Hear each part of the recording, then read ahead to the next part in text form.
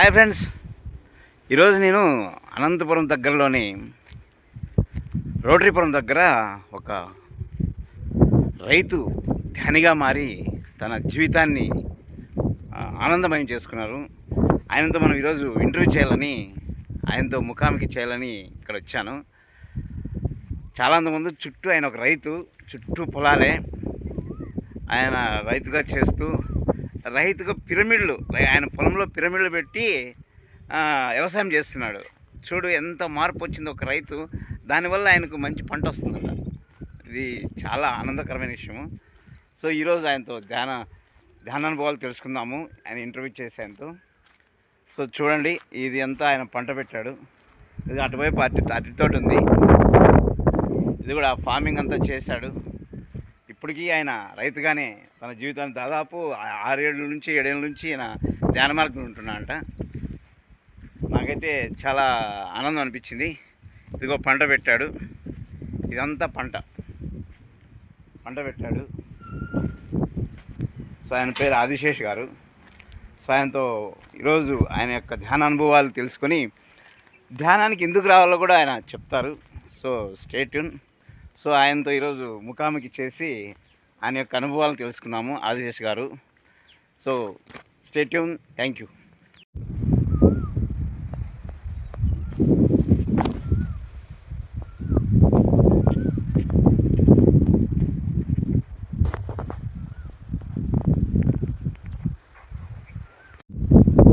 చూడండి, చుట్టూ పొలాలే. అరటి కూడా మీదన పెద్దనా?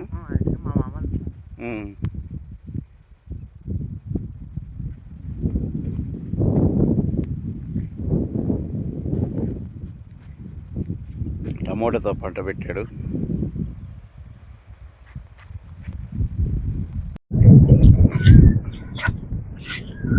హాయ్ ఫ్రెండ్స్, ఇదిగో చెప్పాను కదా, రోటరీపురంకి వచ్చాను. రైతు ఆదిశేష్ గారు, ఈయన 5 ఏళ్ళ నుంచి ధ్యానం చేస్తున్నారు. సార్ ఆయన పరిచయం చేస్తున్నాను. నమస్తే సార్, నా పేరు వెంకటేష్. నా పేరు ఆదిశేషయ్య, రోటరీపురం గ్రామము. సార్ చెప్పండి. నాకు జన్మనిచ్చిన తల్లిదండ్రులకి, మనకి జ్ఞానాన్ని ప్రసాదించిన బ్రహ్మర్షి పితామహ పత్రిజీ గురువు గారికి, సార్ అమ్మ స్వర్ణమాల పత్రి మేడంకి కృతజ్ఞతలు మాస్టర్. ఈ పిరమిడ్ వ్యవసాయానికి, ధ్యాన వ్యవసాయానికి కృతజ్ఞతలు. మేము ధ్యానంలో పెట్టి ఒక 5-6 ఏళ్ళు మాకు ధ్యానంలోకి వచ్చిన తర్వాత సంపూర్ణ ఆరోగ్యము, జ్ఞానము, నలుగురికి ధ్యాన ప్రచారం చేయడము, ధ్యానం క్లాసులకు పోవడము జరుగుతూ ఉంది.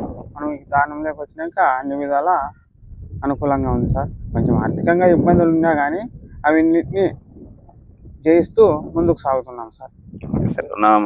ఆత్మక ప్రణామాలు సార్. ముందుగా జగద్గురు పితామహ సుభాష్ పత్రిజీ గారికి ఆత్మక ప్రణామాలు, గురువు సదానంద యోగేశ్వర వారికి ఆత్మక ప్రణామాలు తీసుకుంటూ, గౌతమ్ బుద్ధ మెడిటేషన్ ఛానల్ వారి తరఫున ఈరోజు సజ్జన సాంకేతికలో భాగంగా గురువుగారైన ఆదిశేష్ గారితో ఈరోజు ముఖాముఖి చేస్తున్నాము. సో ముందుగా గురుగారిని పరిచయం, ఇప్పుడు గురుగారితో మనము కొన్ని సందేహాలు తీర్చుకొని ఈరోజు వీడియో మొదలు పెడదాము. Thank you very much. గురుగారు చెప్పండి, ఇప్పుడు మీరు ఈ ధ్యానంలోకి ఎలా వచ్చారు? ధ్యానంలోకి సార్ మనకు ఒక 2020లో సార్. 2020 వచ్చారు. యూట్యూబ్ చూస్తుంటే సెల్లులో చూసినానా. చూసిన తర్వాత సెల్లులో చూసి నేనే చేసుకుంటా. 1 నెల 2 నెలలు సంవత్సరం వరకు నేనే చేసుకుంటా. ఎవరికైనా దాంట్లోనే క్లాసులు పెట్టుకుంటాను. వస్తాండ యూట్యూబ్ లో చూసినాక క్లాసులు పెట్టుకుంటే నలుగురికి చెప్పాలా, మనం నేర్చుకున్న ఈ ధ్యానం గురించి నలుగురికి చెప్పాలనేదే ఉంది. కానీ ఎవరు వింటారు అబ్బాయి, పల్లెల్లోనా ఎవరు వినలేరు కదా మనం చెప్పినా గానీ. గొప్ప నువ్వు చెప్తా, అది దీని కూడా అంటావు, ధ్యానం దేవమంది పానైనా అంటారని ఆలోచనతో ఊరికే ఉంది సార్. ఈ రోజు దంతలూరులో క్లాస్ పెట్టాడు శ్రీనా సార్, మన రుద్రంపేట శ్రీనా సార్ అని దంతలూరులో క్లాస్ పెట్టినారు. మనకి అంతవరకు ఎవరు మాస్టర్లు తెలియదు. నేను యూట్యూబ్ లో చూసినాను, చేసుకుంటాను. మనకి దానిమ్మ కలిపి అంటే దంతలూరు వాళ్ళు కూలోళ్ళు వచ్చినా సార్, వాళ్ళకి చెప్తా అంటే ఎప్పుడు ధ్యానం అంటే కదన్నా, ఈ రోజు మా ఊర్లో ధ్యానం క్లాస్ పెట్టినారు, 1 వారమాయా అన్నారు. ఆ రోజు దానిమ్మ కలిపి లోడ్ ఎత్తి పంపించి అక్కడ వెంటనే దంతలూరు పోయినా సార్. దంతలూరు పోయి శ్రీనా సార్ పరిచయం చేసుకుని ధ్యానం క్లాసులు అయిపోయే వరకు ఉండి, ఇట్లా సార్ మేము ధ్యానం క్లాస్ పెట్టాలనుకున్నాను, ఇట్లా యూట్యూబ్ లో సంవత్సరం నుంచి ధ్యానం చేస్తున్నాను, మా ఊర్లో గానీ ఉన్న నలుగురికి ఈ ధ్యానం గురించి తెలియజేయాలని నా అభిప్రాయము. చేద్దాం సార్ అంటే, సరేలే వెంటనే 1 వారం తర్వాత పెడదాం లాస్ట్ చేసాయా, ఇక్కడ 21వ రోజు, ఇప్పుడు ఒక 30 రోజులు అయిన తర్వాత ఆడ స్టార్ట్ చేద్దాం అన్నాడు.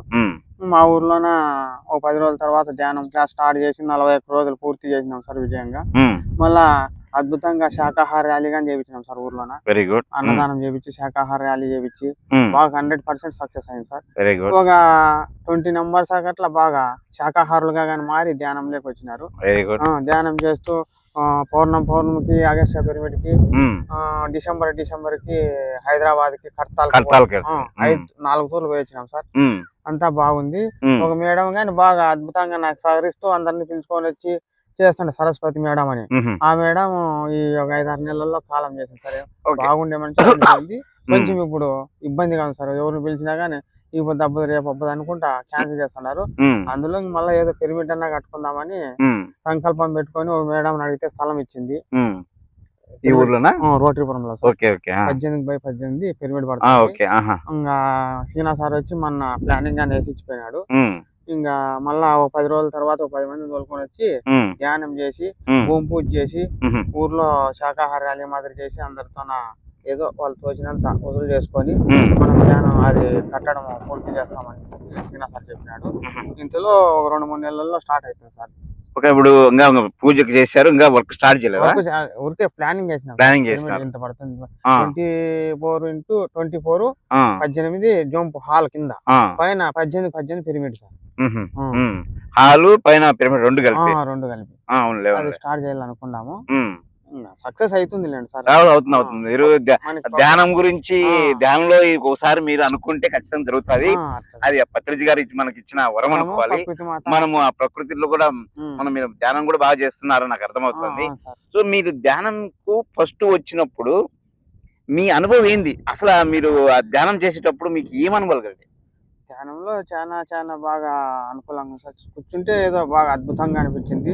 గంట చేసినాను, 2 గంటలు చేసినాను, 3 గంటలు చేసినాను. ఇప్పుడు రోజుకి 5 గంటలు చేస్తున్నాను సార్. ప్రతిరోజు క్రమం తప్పకుండా చేస్తున్నారు. దానివల్ల మీకు వచ్చిన ఉపయోగం ఏంటి? ధ్యానం చేస్తున్నారు, సంపూర్ణ ఆరోగ్యం ఉంది సార్. సంపూర్ణ ఆరోగ్యం, సంతోషంగా ఉన్నాను. ఆర్థిక సమస్యలు అనేటివి మామూలు వస్తుంటాయి పోతుంటాయి. అవన్నీ పట్టించుకోవడం లేదు. మనకు 4గురికి చేస్తే సంతోషం అదొక అద్భుతం అనిపిస్తుంది. ధ్యానం చేసినందువల్ల నాకు కుటుంబ పరంగా గానీ పిల్లల చదువులు అయితేనేమి వారి పెళ్లిళ్ళు అయితేనేమి అన్ని విధాలా నాకు అనుకూలంగా జరుగుతా ఉంది సార్. Very good. సో ధ్యానం చేస్తే మనం ఏదనుకుంటే అది అనుకూలంగా జరుగుతుంది. అద్భుతంగా ఉంది సార్. అద్భుతంగా ఉంది అంటాం. పంటలు గానీ భూమాత గానీ మనకి పంటలు ఏమి ఇస్తుంది కానీ పంటలు వచ్చినప్పుడు రేట్ రావడం లేదు. రేట్ వచ్చినప్పుడు ఏదో విధంగా కొంచెం వైపరీత్యాల వల్ల ప్రకృతి వైపరీత్యం వల్ల నీకు కొంచెం అనుకూలంగా రావడం లేదు, ఇబ్బందిగా ఉంది సార్. అంతే తప్పితే పంట మాత్రం అద్భుతంగా ఇస్తాను సార్. పంట వస్తుంది కానీ బయట పరిస్థితులు మార్కెట్ పరిస్థితులు మీకు అనుకూలంగా లేవు, అనుకూలించలేదు సార్. మీకు ఒక్కరికే కదా, లోకంలో అందరికి అట్లే ఉంది. రైతు యొక్క కష్టాలు చాలా ఉన్నాయి. సో రైతు అనే ఆయన ఒక దేశానికి ఎన్నుముక, కానీ ఆయన్ని స్మరిస్తున్నారు. ఎప్పుడోసారి ఖచ్చితంగా రైతులు తెలుసుకుంటారు. నా కష్టాలకి, నా బాధలకి, నా ఆర్థిక సమస్యలకి, నా ఆరోగ్యానికి అన్నిటికీ నేనే బాధ్యం సార్, మరి ఎవరు కాదు. నా సరికాని ఆలోచనలు, సరికాని నిర్ణయాల వల్ల నేనే ఇబ్బంది పడినాను సార్. అంతే తప్ప ఇప్పుడు 2020 నుంచి మా బంధువులు అయితే ఈ ధ్యానం లేకపోయి చాలా ఇబ్బంది పడుతుంటావు, నష్టం పోయినావు, అప్పులు చేసుకుంటావు, భూములు అమ్ముకుంటావు, మాకు అర్థం కాలేదు ఏం ధ్యానం ఏమో అనుకుంటున్నారు. కానీ వాళ్ళు ఏమన్నా అనుకొని నా దారి నాదే సార్. సో ఎవరేమనుకున్నామంటే మీరు ఒక మార్గాన్ని ఎంచుకున్నారు, ఒక సత్య మార్గాన్ని ఎంచుకున్నారు. మాయాలోకంలో నుంచి బయటకు వచ్చి సత్య మార్గం ఎంచుకున్నారు. మీ దారి మంచి దారి. సో ఈ దారిని ఇలా ముందుకు నడిపిస్తారు అన్నమాట. నడిపించుకోండి. ఇంకా చెప్పండి, మీకు అనుభవంలో మీకు ఏదైనా సమస్య వచ్చి దాన్ని ధ్యానం చేయడం వల్ల అనుభవం ఇట్లా వచ్చిందా? ఇట్లాంటివి సమస్యలు వచ్చినాయి సార్. ఒక 2 చెప్పండి. సంవత్సరం పంట నోటికాడ కొంచెం రోగాలు వచ్చి ఎత్తిపోతండి. వేరే యూట్యూబ్ లో చూసింటే మళ్ళీ వేరే మాస్టర్ మన రవిరాజా మాస్టర్ అని ఉన్నాడు సార్, అక్కడ ప్రకాశం జిల్లా కల్లా. ఇట్లా పిరమిడ్ చేసుకుంటే ఏదో మనకి రోగాలు కానీ కొంచెం కంట్రోల్ అయ్యి వర్షాలు గాలి అయితేనేమి ఇట్లా ప్రకృతి వైపరీత్యాలు కానీ కొంచెం తొలగిపోతాయి అని చెప్పి దానిమ్మలో వేసుకున్నాను సార్. మనకి ప్రత్యక్షంగా దానిమ్మలో పెట్టుబడి వెళ్ళి అంతో 50,000 20,000 పెట్టుబడి వెళ్తాను. ఆ పిరమిడ్ చేసి ఆధ్యాత్మిక వ్యవసాయం చేసిన తర్వాత పెట్టుబడి వెళ్ళి ఇంకో 3 లక్షలు 4 లక్షలు కానీ మిగులుతాను. వెరీ గుడ్, వెరీ గుడ్, సంతోషం. మళ్ళా ఒక తూరి దానిమ్మకాయలు పీకే నెలకు పీకుతామనగా బోరు ఫెయిల్ అయిపోయింది సార్. ఫెయిల్ అంటే 1 గంట వచ్చేది, 1 గంట రాకుండా నీళ్ళు ఒక బోర్ వేపించేది మనకి ఆర్థిక సమస్య, అప్పులు ఎక్కువైపోయినాయి. మళ్ళా బోర్ ఆడేపిస్తాలి అనుకొని ఏమనుకో ఊరికి పెరిమిట్ పౌర్ణమి అనుకున్నాను. ఇంకా ఇంకా నేను బోర్ వేయించి తలుచుకోలేదు, ఏమి అమ్మ భూమాతను కానీ ఇబ్బంది పెట్టాలనుకోలేదు. బోర్లు వేసి భూమాత ఎంత బాధపడుతుందో ఏమో. బోర్ గానీ అయినమ్మా నువ్వే ఏ విధంగా నన్ను బయటకి ఎత్తా వేయాల, ఆ పంట మాత్రం పండాల అని ఉన్నా సార్.